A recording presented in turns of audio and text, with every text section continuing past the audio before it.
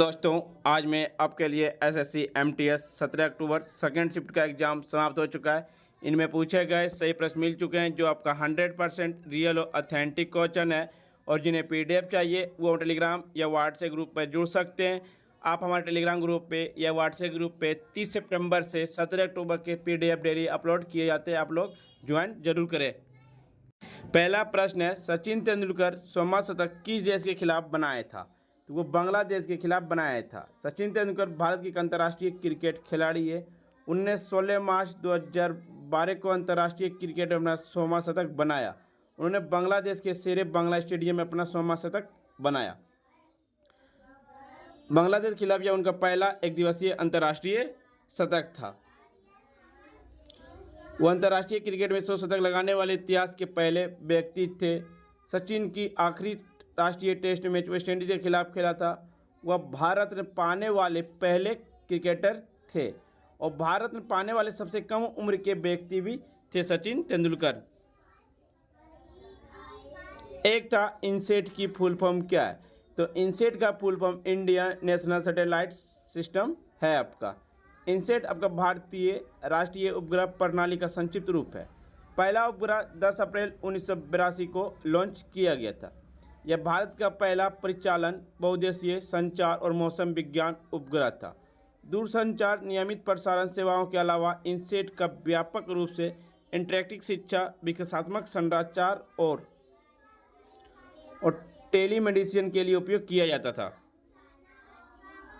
इनसेट का मौसम संबंधी इमेजिंग और प्रत्यक्ष से सामुदायिक प्रसारण क्षमताएं निकट के चक्रवातों पर संकेत करने में मदद करती थी। इनसेट अंतर्राष्ट्रीय कार्यक्रम के हिस्से के रूप में खोज और बचाव कार्य के लिए समर्पित ट्रांसपॉन्डर भी रखता था।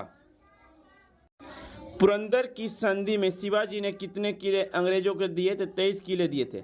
1665 में पुरंदर की संधि जय सिंह प्रथम और छत्रपति शिवाजी महाराज के बीच हुई थी। इस संधि 11 जून 1665 को हस्ताक्षरित किए गए थे।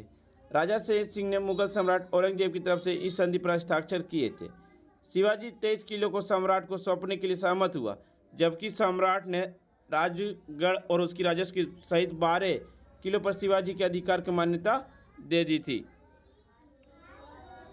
शिवाजी ने अपने बेटे संभाजी अधीन 5000 सैनिकों की शाही सेवा के लिए आपूर्ति करने का वादा किया और सम्राट उनके रखरखाव के लिए उपयुक्त जागीर देने के लिए सहमत हो गए। और शिवाजी ने किसी भी मनसब को स्वीकार करने से इनकार कर दिया, लेकिन जरूरत पड़ने पर सम्राट की ओर से लड़ने का वादा किया था। संधि में कुछ गुप्त धाराएं भी थी जो सम्राट की ओर से बीजापुर के खिलाफ युद्ध में शिवाजी की भागीदारी का प्रावधान करती थी। एक प्रश्न पूछा गया, दूसरी सबसे बड़ी आबादी वाला केंद्र शासित प्रदेश कौन सा है? तो चंडीगढ़ है, जो प्रति वर्ग किलोमीटर 9252 व्यक्ति पर किलोमीटर।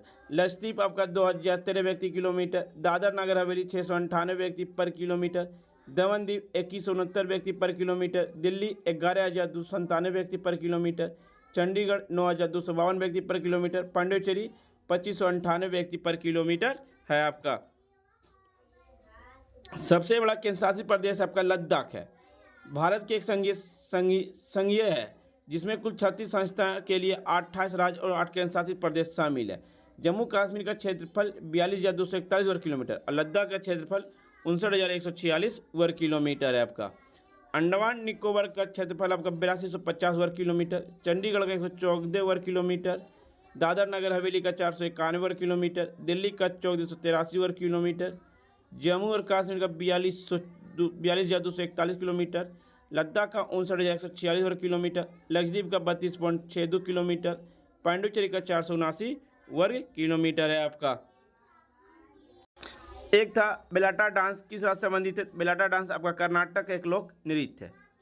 यस नृत्य का मतलब है खुले रंगमंच की नाट्य कला है और यह फसल के मौसम को समाप्त होने का प्रतीक है। कथकली केरल का शास्त्रीय नृत्य है। चोंगलो नागालैंड का लोक नृत्य है। छऊ आपका पश्चिम बंगाल का लोक नृत्य है।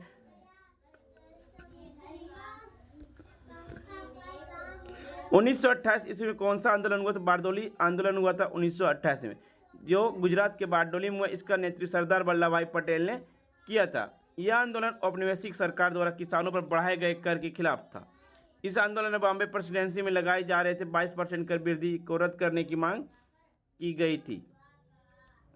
यह आंदोलन सविनय अवज्ञा आंदोलन की सबसे बड़ी घटनाओं में से एक था। इस आंदोलन की सफलता के बाद सरदार वल्लभ भाई पटेल को सरदार नेता की उपाधि मिली थी। इस आंदोलन ने भारतीय राष्ट्रीय कांग्रेस के भीतर पर सरदार पटेल को नेतृत्व को मजबूत करने का भी अहम भूमिका निभाई थी। किस तापमान पर सेल्सियस और फॉरेनहाइट का पठन समान होंगे? तो -40 डिग्री सेल्सियस पर यह समान होंगे। सेल्सियस पैमाने और फॉरेनहाइट पैमाने में -40 डिग्री पर सन्निपतित होते हैं, जो दोनों के लिए समान है। फॉरेनहाइट और सेल्सियस के बीच रूपांतर सूत्र है C/5 बराबर F-32/9। जल 100 डिग्री सेल्सियस या 212 डिग्री फॉरेनहाइट या 373.15 केल्विन पर उबलता है। जल 0 डिग्री सेल्सियस 32 डिग्री फॉरेनहाइट और 273.15 केल्विन पर जम जाता है। निरपेक्ष 0 केल्विन या किसी भी पदार्थ का न्यूनतम तापमान होता है 0 डिग्री 273.15 केल्विन के बराबर होता है। मूल सूत्र C+273.15 केल्विन है। फॉरेनहाइट डिग्री को केल्विन बदलने के लिए F-32 गुना 5/9 + 273.15 आपको केल्विन बदलने के लिए दिया जाता है। किस भारतीय को मोजार्ट ऑफ मद्रास का लोकप्रिय नाम दिया गया? A.R. रहमान को। A.R. रहमान को द मोजार्ट ऑफ मद्रास के नाम से जाना जाता है। वह एक पार्श्व गायक, संगीत निर्देशक, निर्माता है। रहमान तमिल और हिंदी फिल्म उद्योग में काम करते हैं। उन्होंने अपने काम के लिए 2 ऑस्कर पुरस्कार भी जीतते हैं। कमल हसन एक भारतीय फिल्म अभिनेता, फिल्म निर्देशक और राजनीतिक है। मक्कल नीडी माइस तमिलनाडु के राज्य में एक राजनीतिक पार्टी है जिसकी स्थापना उनके द्वारा की गई थी। रजनीकांत एक भारतीय फिल्म अभिनेता है और वे तमिल फिल्मों में से काम करते हैं। उन्हें रजनी के नाम से भी जाना जाता है। इलैयाराजा एक भारतीय फिल्म संगीतकार, गायक और तमिल और तेलुगु फिल्म में गीतकार हैं। अनब्रेकेबल आत्मकथा किसकी है? अनब्रेकेबल किसकी आत्मकथा है? तो मैरी कॉम की है। One more over Erapalli Anantharao Srinivasan Prasanna की है। All round view Imran Khan. No holding back Michael Holding. Playing it my way Sachin Tendulkar. 281 and beyond BX Laxman. The test of my life Yuvraj Singh. A century is not enough my roller coaster ride to success Sourav Ganguly. Virat Kohli की आत्मकथा का नाम driven the Virat Kohli story. Kapil Dev की आत्मकथा का नाम cricket my style God's decree straight from the heart. रविंद्रचंद की आत्मकथा का नाम है हाईवे द स्ट्रीट, एक कुट्टी क्रिकेटर स्टोरी। मेजर ध्यानचंद का आत्मकथा का नाम है गोल, 1952 में प्रकाशित हुआ था। सेनवान एबी डिविलियर्स की पॉन्टिंग की भी आत्मकथाएं है आपको। कांग्रेस का पहला अधिवेशन कहाँ हुआ? कांग्रेस का पहला अधिवेशन बॉम्बे में गोकुलदास तेजपाल संस्कृत कॉलेज के हॉल में आयोजित किया गया। भारतीय राष्ट्रीय कांग्रेस का गठन 1885 में इंपीरियल सिविल सर्विस के सदस्य एओ ह्यूम के द्वारा किया गया। भारतीय राष्ट्रीय कांग्रेस की पहली बैठक 28 दिसंबर 1885 को हुई थी। इसके जो प्रथम अध्यक्ष थे WC बनर्जी, वे एक भारतीय बैरिस्टर थे। पहले अधिवेशन में 72 लोग शामिल थे, जिसमें से 39 वकील थे। यह सिलसिला जारी रहा, अर्थात 1/3 से अधिक प्रतिनिधित्व कानून पृष्ठभूमि से थे।